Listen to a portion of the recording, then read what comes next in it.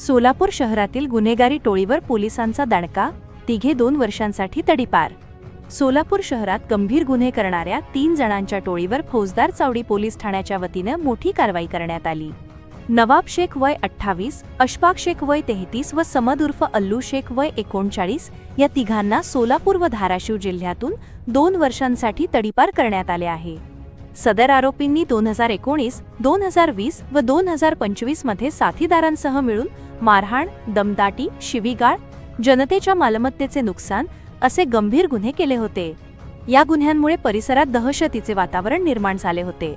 Maharashtra police अधिनियम 1951 चे कलम 55 अन्वये या तिघांविरोधात तडीपारचा प्रस्ताव पोलीस उप-आयुक्त परिमंडळ विजय कबाडे यांच्याकडे सादर करण्यात आला होता।